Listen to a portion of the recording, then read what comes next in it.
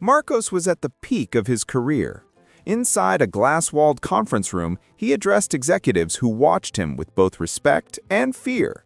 His words were calculated, sharp as blades, and every decision he made moved millions. But behind that powerful facade, there was a void he hid with precision. The inner silence he had carried since his mother's death seemed to grow louder and louder. Suddenly, in the middle of his presentation, his body gave way. A cold sweat dripped down his forehead, and he gripped the table tightly. Everyone was shocked when he lost his balance and fell to the floor. The billionaire, always unshakable, was now writhing in front of them. Fear filled the room, and desperate cries called for immediate help. Security rushed him out, and within minutes, an ambulance was speeding through the city streets. The sound of the siren echoed like a metallic lament, cutting through the night air. Inside the ambulance, doctors worked hard to stabilize him, but the monitors showed constant irregularities. The man who controlled everything was now at the mercy of luck and science. At the hospital, the scene was tense. Nurses ran around, doctors shouted orders, and machines beeped frantically. Marcos, hovering between life and death, seemed to be fighting something invisible. Despite the specialists using every modern resource available, nothing seemed enough.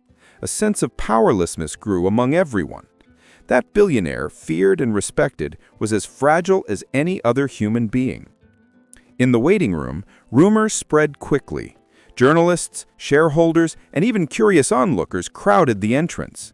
"He's not going to make it," a nurse whispered. "No amount of money can buy life," another replied. Marcos's empire seemed threatened not by rivals, but by fate itself. And in that moment, he was no longer a powerful heir. He was just a man facing death. Marcos opened his eyes for a few seconds in moments of clarity. The white hospital ceiling seemed to swallow his vision. The memory of his mother, smiling and singing to him in his childhood, appeared as a last refuge. The billionaire closed his eyes again, wondering if this was the end. And for the first time in years, he felt afraid. The doctors fought tirelessly, but his condition worsened. Marcos drifted in and out of consciousness, and his breathing became irregular. The heavy silence mixed with the sound of machines fighting to keep him alive. No numbers or contracts could intervene now. It was just the uneven battle between life and death. Meanwhile, the city reacted in shock as the news spread across social media. Headlines popped up. The Vasconcelos empire threatened by heir's health. Some celebrated the possible downfall of the magnate. Others, in disbelief, waited for updates. Marcos's personal tragedy had become public spectacle. In that cold room, time seemed to stand still. He was surrounded by technology, and yet he had never felt more alone. Deep inside, something was pulling him into the abyss, as if invisible forces were inviting him to surrender. Marcos's mind drifted between childhood memories and shadows of regret. The billionaire who controlled everything now controlled nothing. And amid the hospital chaos, life was preparing an unexpected encounter, something that wasn't written in medical reports or diagnoses. A simple yet unexpected presence, capable of changing Marcos's destiny forever, was about to cross his path. While Marcos was fighting for his life in an isolated room, the hospital was receiving dozens of people seeking care. Among them was Isadora, a woman with a tired face but a determined gaze. She worked tirelessly to support her daughter, Elise, a little girl with bright eyes who seemed to carry a silent mystery within her. That day they had come in for a simple checkup for Elise, who had been complaining of dizziness. Isadora held her daughter's hand as they walked through the busy hallways. Elise, however, didn't seem worried about herself. Her curious eyes wandered around the hospital as if searching for something invisible. Suddenly she stopped and fixed her gaze on a closed door. Isadora tried to pull her along, but Elise didn't move. "Mommy, someone is crying in there," the girl said softly. Puzzled, Isadora looked around. The hallway was full, and nurses rushed by. but Alice remained still in front of that door. Her mother's heart sank, not understanding how her daughter could sense something beyond what ordinary senses could perceive. "It's just a room, sweetie. Let's go," she said, trying to hide her unease. But the girl insisted. "Mommy, he's alone, Mommy. He's scared." Inside the room, Marcos was fast asleep, trapped in turbulent dreams. He was reliving painful memories from his childhood, especially his mother's absence. Tears streamed down his unconscious face as if the billionaire, in his vulnerability, had lost all the masks that once protected him from the world. A nurse quickly opened the door and hurried out. In that moment, Alice caught a glimpse inside the room. Her eyes met Marcos lying there, connected to machines. She didn't look away, almost as if she recognized something beyond his appearance. "Mommy, I know him," she said suddenly. Isadora was stunned. Her daughter had never seen that man before. Marcos, even unconscious, seemed to react to Alice's presence. His body relaxed slightly, and the monitors showed a sudden improvement. The nurse, puzzled, stared at the numbers, not understanding what was happening. Meanwhile, Isadora tried to pull her daughter away, worried about causing any trouble, but Alice couldn't resist. Something was connecting her to that man. Torn between reason and instinct, Isadora decided to wait just a few more seconds. She watched carefully as her daughter kept looking at Marcos. A heavy silence fell over the hallway, as if time had stopped. It felt like something sacred was unfolding right before their eyes. Dr. Henrique appeared and closed the door abruptly, scolding Isadora. "You can't be here. This patient needs privacy," he said coldly. Isadora apologized, pulling Alice away, but as they walked off, the girl looked back one last time and whispered, "I'll come back for him." A shiver ran down Isadora's spine. She didn't understand her daughter's words, but she feared there was more truth to them than she wanted to admit. As they walked toward another wing of the hospital, she couldn't shake the strange feeling that her daughter had just met someone who would change their lives forever. And inside the room, Marcos, still unconscious, murmured a name in his dreams. "Mom." The next morning, Marcos was still hospitalized, caught between consciousness and drowsiness. Strange dreams haunted him, images from his childhood, memories of his mother singing to him, moments he thought he'd forgotten forever. The doctors were puzzled. His condition had improved without any clear explanation, defying the grim diagnoses from the night before. Meanwhile, Isadora tried to convince Alice to forget about the mysterious room, but the girl remained persistent, repeating that she needed to help the sad man. Tired of the stubbornness, Isadora decided to take her back to Marcos's hallway one more time, just to prove nothing would happen. Fate, however, had other plans. Alice approached the door and, with her natural innocence, slipped inside when a nurse walked out distracted. Isadora tried to stop her, but it was too late. The girl walked up to Marcos's bed as he slept deeply. Her small fingers touched the billionaire's cold hand, and in that instant, something extraordinary happened. The heart monitor showed more stable readings. Marcos, in his dreams, felt a wave of warmth rush through his body. He saw himself as a child again, running through the fields of the farm where he grew up, hearing his mother's gentle voice. For the first time in decades, the emptiness in his chest seemed to fade. Tears streamed from his closed eyes. Terrified, Isadora tried to pull her daughter away, but before she could, Marcos opened his eyes. Confused, he took a deep breath, as if he had just resurfaced from a deep dive. When he saw Alice, he froze. His eyes, which were accustomed to power, now reflected surprise and vulnerability. "Who are you?" he murmured weakly. Alice smiled softly and answered mysteriously, "I'm someone who came to help you." The simplicity of the phrase shocked Isadora, who didn't know how to react. The doctors entered shortly after and were stunned to see the patient conscious and with surprisingly improved vital signs. Dr. Henrique, skeptical, attributed the improvement to chance and medication. But Marcos knew it was more than that. That child's touch had awakened something deep inside him, a sense of peace that even the best treatments had failed to bring. Isadora tried to apologize and leave, but Marcos asked them to stay. "Don't go just yet," he said, his voice still weak. There was something about that girl he couldn't understand, but he needed to. An invisible bond was beginning to form, defying all logical explanation. And so, in the tense silence of the hospital, the first connection was made between the man who had everything and the girl who had nothing except an inexplicable gift, a bond that would change their lives forever. The following days were marked by Marcos's remarkable recovery. To the doctor's astonishment, his vital signs were improving at an unusual pace. Though still weak, he was already able to hold conversations, walk slowly around his room, and even receive a few visitors.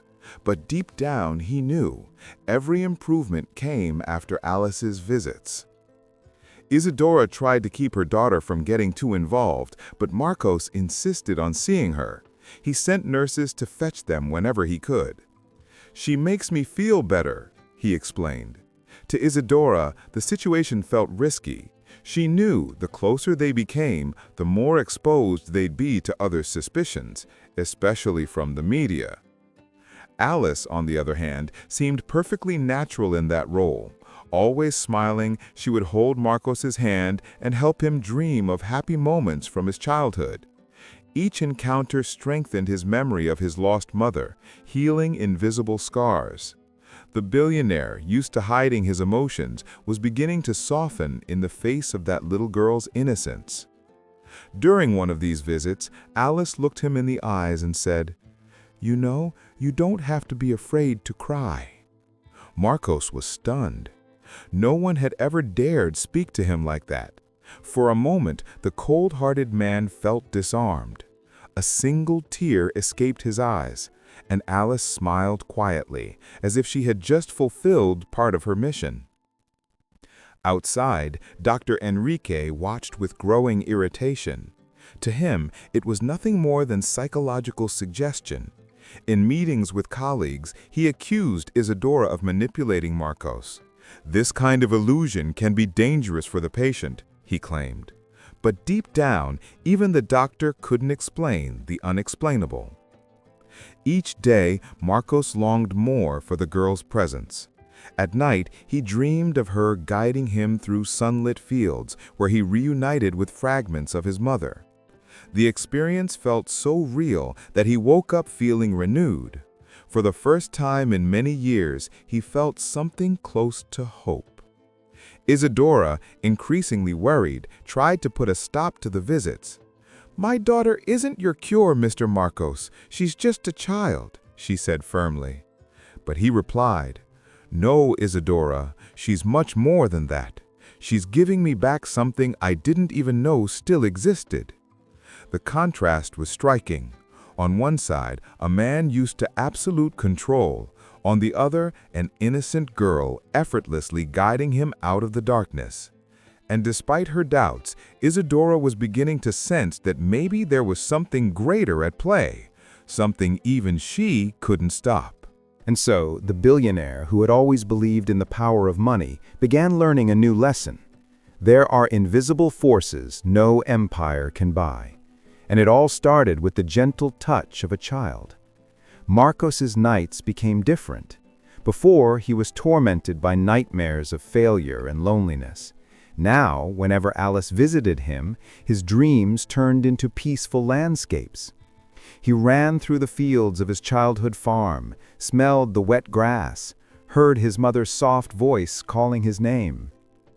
It was as if every touch from the girl opened a forgotten door in his soul. One early morning, Marcos woke up crying. Beside him, Alice slept in a chair, still holding his hand. The simple scene shook his convictions. He who had always believed himself immune to emotional bonds found himself depending on a child he barely knew. "Why do I feel like I've known her before?" he wondered silently. The next morning, during a visit from the medical team, Dr. Enrique noticed the change in his patient. Marcos was smiling, a rare sight. "The recovery is remarkable, but we shouldn't confuse emotion with medicine," the doctor said dryly. Marcos just looked at him without responding. Deep down, he no longer cared about scientific explanations. What mattered was what he felt. Meanwhile, Isadora watched everything with growing concern. She worried that Marcos might develop unrealistic expectations of Alice. "She's just a child, Mr. Marcos. She can't carry your ghosts," she warned. But he replied firmly, "She isn't carrying my ghosts. She's setting them free." That afternoon, Alice asked to be alone with Marcos. She closed her eyes and placed her hands on his chest. Suddenly, he found himself in a vivid dream, walking beside his deceased mother. "My son, why have you been hiding for so long?" the maternal figure asked. Marcos broke down in tears, unable to answer. When he woke up, the billionaire felt lighter. Though confused, he had the sense that he had truly spoken with his mother. "This can't be real," he murmured, but the memory felt so real it was impossible to ignore. Alice simply smiled, as if she knew exactly what he had experienced. In the silence of his room, Marcos reflected on his life. He had power, money, and status, but he had never experienced anything as profound as those moments with Alice. For the first time, he admitted to himself that he needed her, not as an escape from death, but as a bridge to rediscover parts of himself he thought were lost forever. As night fell, he looked out the hospital window and wondered, was he witnessing a miracle or a dangerous illusion? The answer seemed to lie in the smile of the child who looked at him with tenderness. And deep down, Marcos knew he could never go back to being the same man. Despite everything he had been feeling, Marcos couldn't ignore his suspicious nature. Raised in a world of betrayal and self-interest, he knew nothing came for free. What if Isadora was using her daughter to manipulate him? The doubt ate away at his mind like a slow poison. After days of silence, Marcos finally received a visit from Isadora and Alice. The reunion happened unexpectedly when Isadora, persuaded by the nurses, decided to let her daughter see the billionaire one more time. When Marcos saw them enter the room, he felt his heart race like it hadn't since he was young. Alice walked right up to him without hesitation.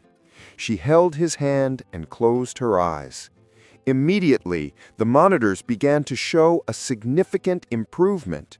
His heart rate stabilized, and his vital signs grew stronger. The doctors who were present were stunned by what they were seeing. In his dreams, Marcos returned to the farm from his childhood. This time, his mother was waiting for him with open arms.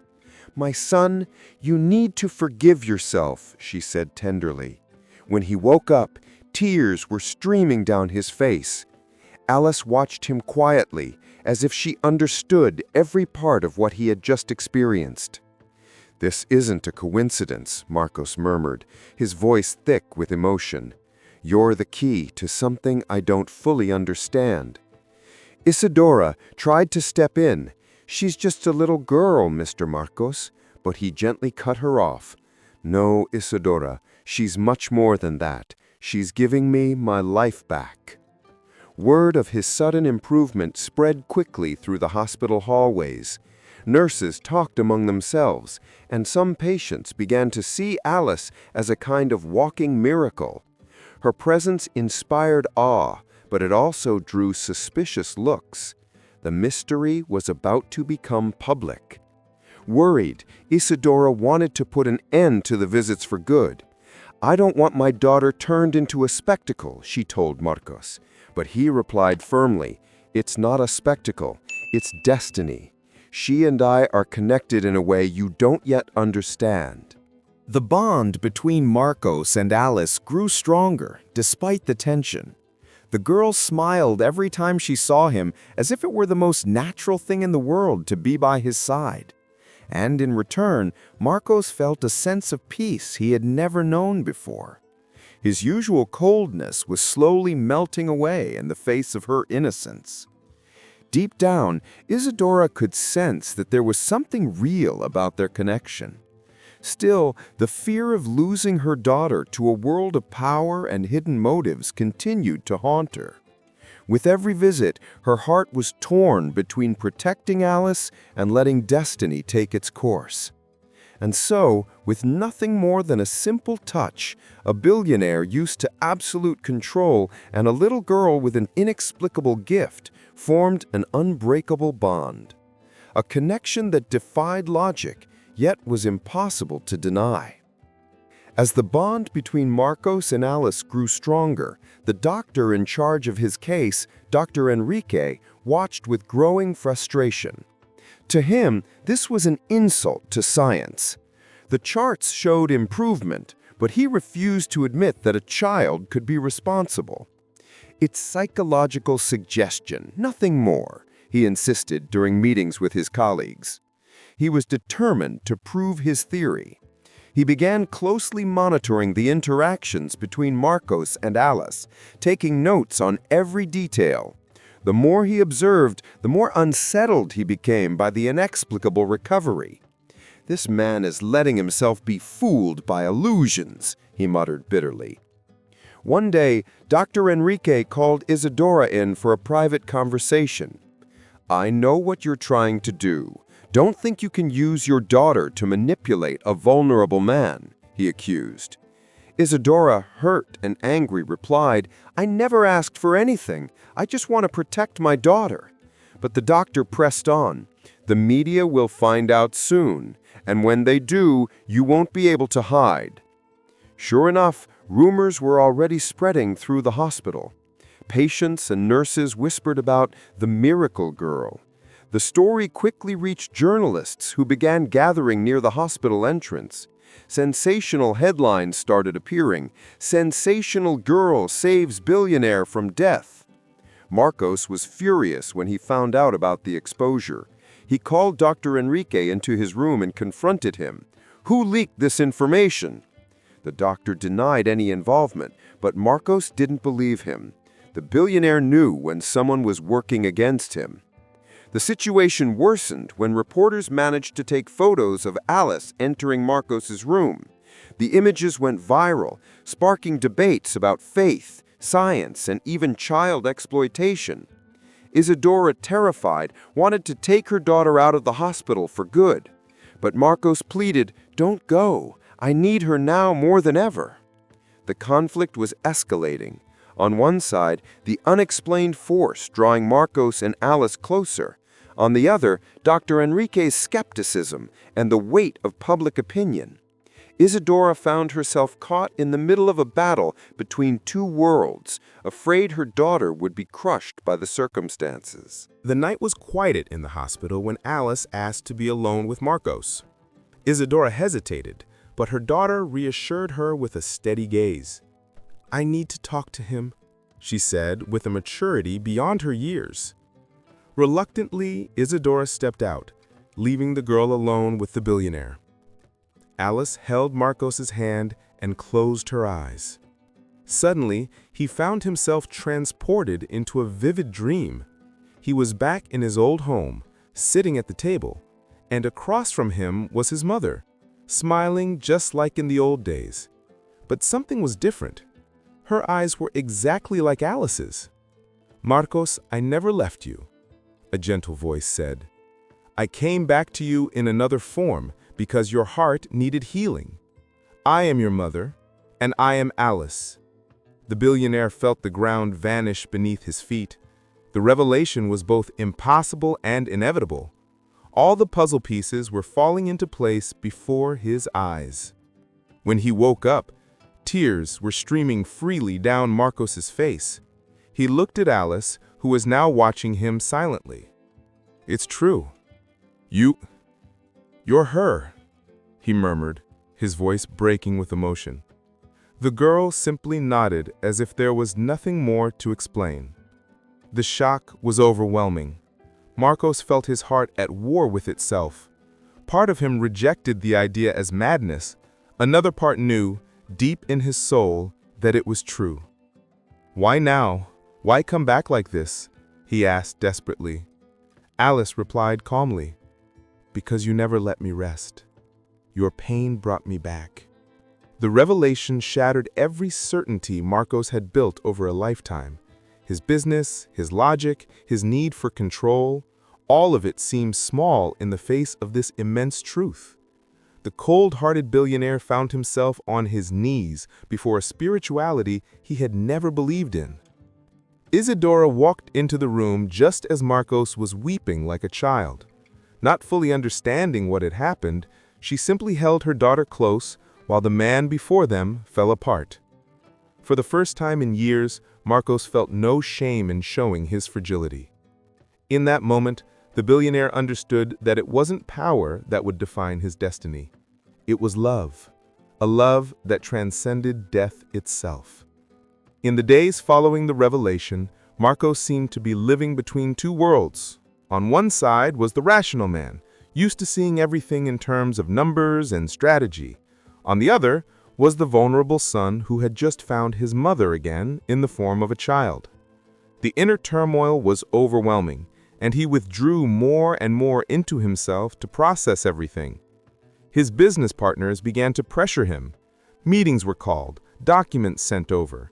"You can't stain the company's image with these stories of miracles and spirituality," one of them said.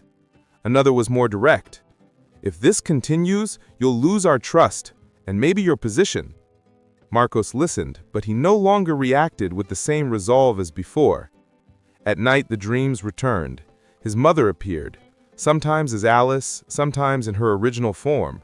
"Choose with your heart, not with fear," the gentle voice urged. Marcos would wake up drenched in sweat, torn between protecting his image and fully embracing the faith beginning to grow within him. Dr. Enrique took advantage of the situation to strengthen his position. In discreet interviews, he hinted that Marcos was being manipulated. "A weakened man is susceptible to illusions," he told journalists. Soon, news stories began questioning the billionaire's sanity. Isadora, deeply worried, thought about disappearing with her daughter to protect her. "This is getting dangerous, Alice. They're going to make you a target," she said with tears in her eyes. But the girl simply replied, "I came here for him, Mom. We can't run away now." When Marcos heard about the rumors and pressure, he exploded. He called his business partners and declared, "You think I'm weak because I'm not denying what I feel. Well, let me tell you, that's exactly what makes me stronger now." His words left everyone in shock. It was the first time he had publicly admitted his vulnerability. Despite his strong words, the weight of his choices weighed heavily on him. At night, alone, he'd stare out the hospital window and wonder if he was losing his mind. But whenever he remembered Alice's smile, he knew that faith felt more real to him than any financial calculation. And so, torn between reason and faith, Marcos began to realize that the real battle wasn't against his critics, it was within himself. As the controversy grew, something unexpected happened. Alice began to weaken. What started as occasional dizziness turned into fainting spells, and soon she had to be hospitalized. Tests didn't show anything seriously wrong, but Isadora could sense it. Her daughter's gift was taking a heavy toll. Marcos was desperate when he saw her lying in a hospital bed, pale and exhausted. "This can't be happening. I just found her again. I can't lose her a second time," he said, holding her hand tightly.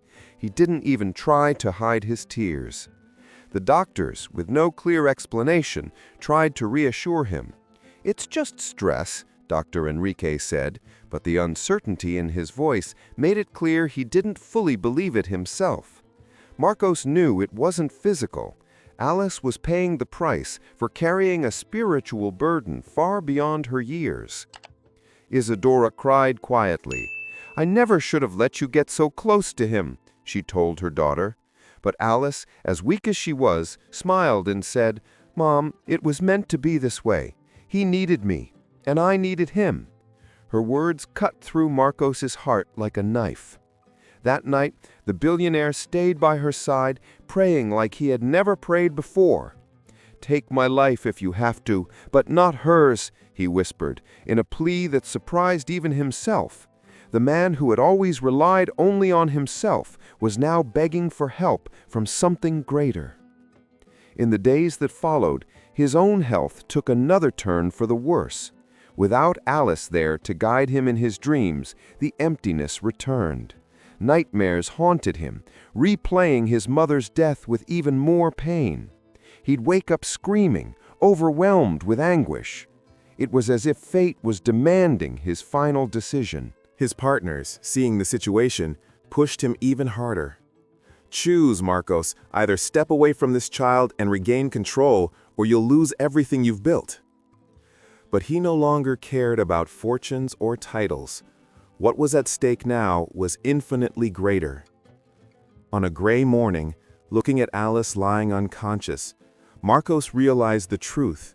He had to choose between remaining a prisoner of his pride or surrendering to a love that transcended life itself.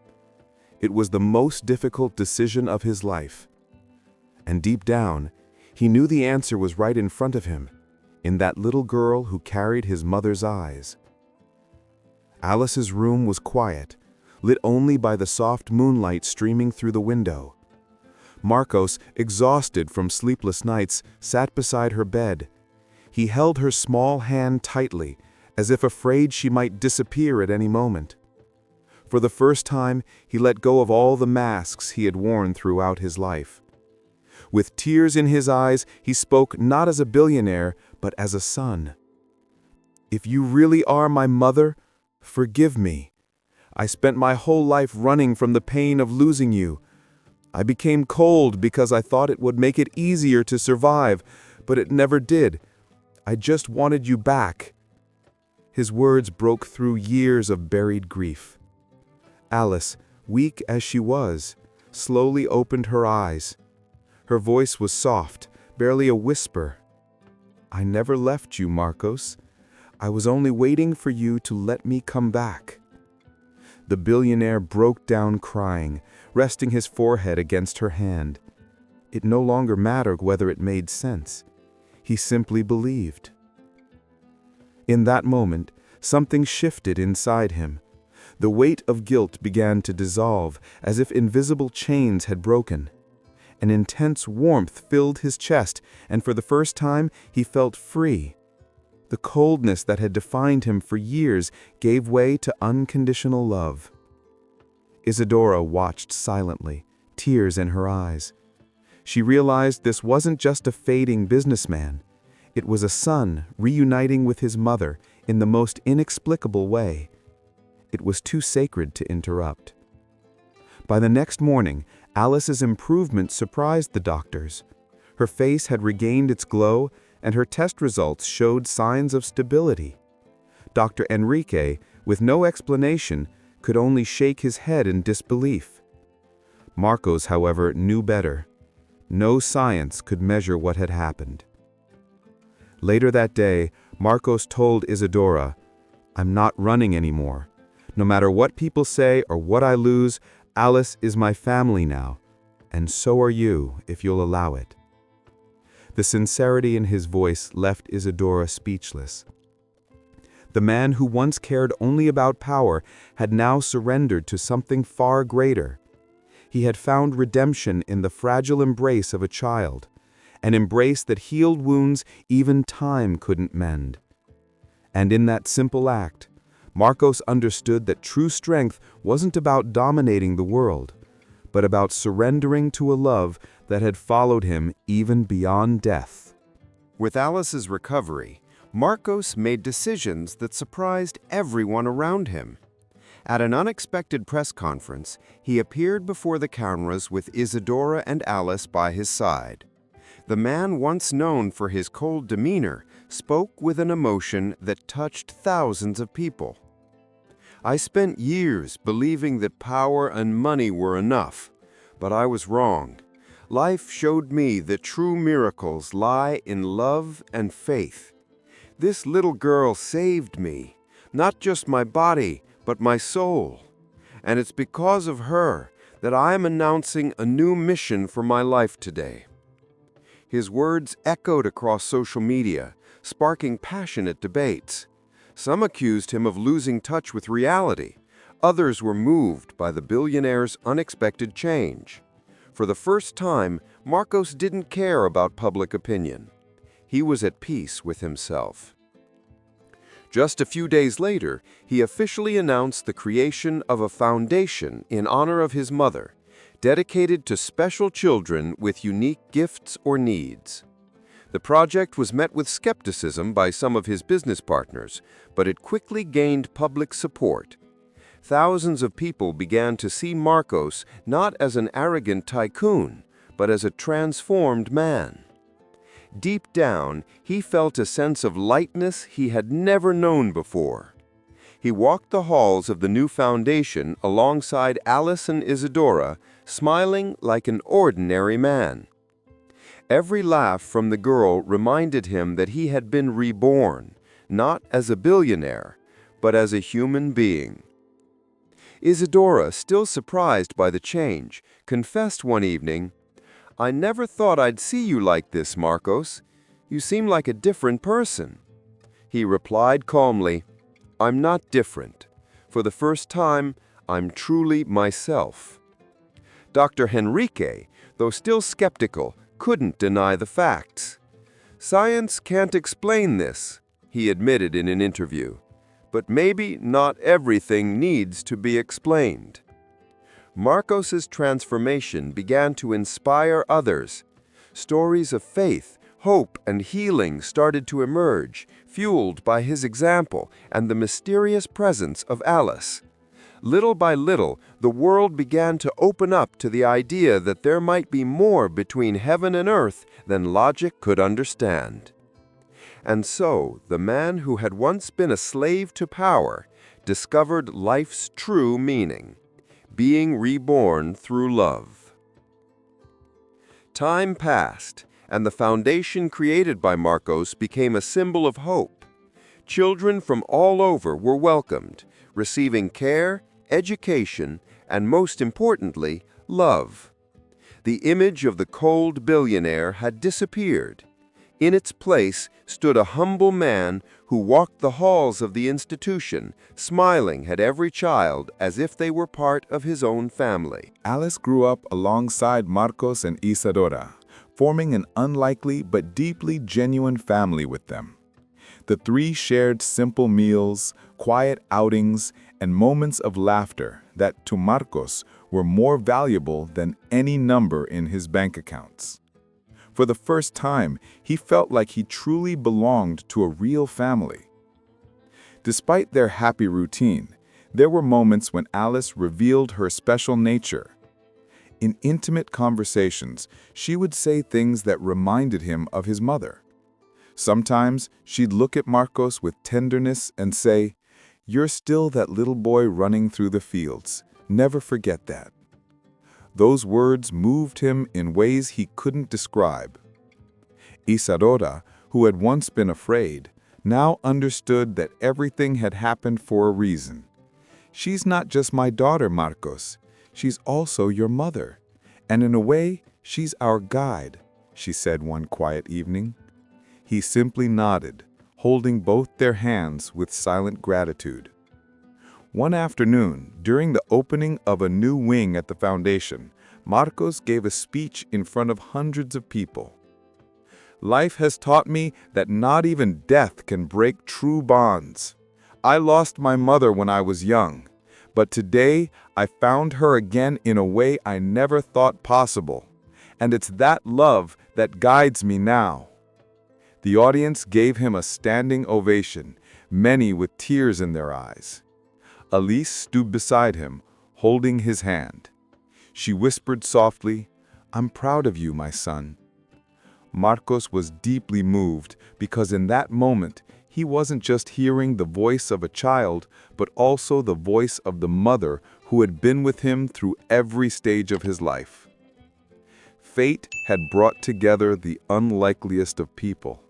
A billionaire broken by pain, a humble woman fighting for her daughter, and a child who carried the essence of two worlds. Together, they formed a family that proved love knows no boundaries. Over time, stories about Alice's gift continued to emerge. Many people believed she could touch other lives, just as she had touched Marcos's. And deep down, everyone knew that little girl still had so much to offer the world. That day, on their way home, Marcos looked at Alice asleep in the car seat. A smile spread across his face, followed by a tear. Some bonds, not even death can break. It was the closing of one chapter and the beginning of another. And so, united by a love that transcended life and death, they moved forward, not as a billionaire, a single mother, and a mysterious little girl, but as a family reborn, guided by a bond stronger than life itself. Some bonds, not even death can break. And if this story touched your heart, just wait for the ones yet to come. Subscribe to the channel now and join us on this journey of emotions and revelations that prove love always wins. The next video might change the way you see life.